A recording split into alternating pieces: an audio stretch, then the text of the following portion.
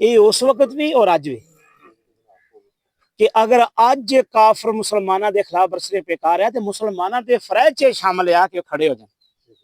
नहीं तो अल्लाह रब्बुल इज्जत ने आयत दस दिता है कि अल्लाह रब्बुल इज्जत ने छांटी करने वास्ते एक सिस्टम लगाया है, ਉਹਦੇ अंदर छांटी हो जाएगी।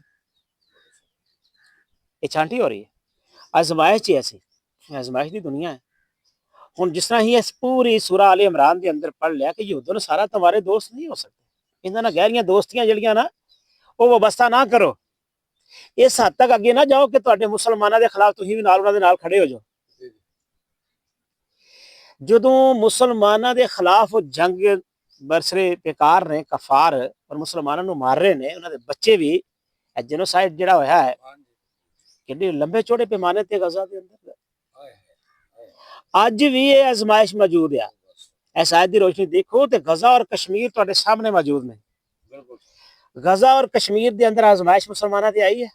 अल्लाह यही कहता है कि मैं जड़े ना गर्दिश ये दिन जड़े ने ये मैं लोगों के दरमियान फेरदा रहना, जिन्हें हम लोगों के दरमियान गर्दिश देते रहते हैं। ये तो जमाना के नशीबो फराज हैं।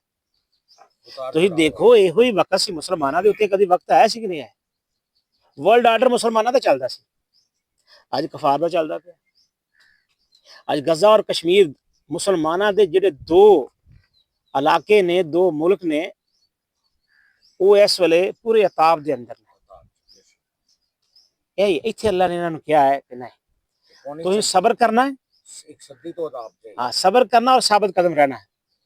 तो ईमान वाले वास्ते अल्लाह तबारक तआला ने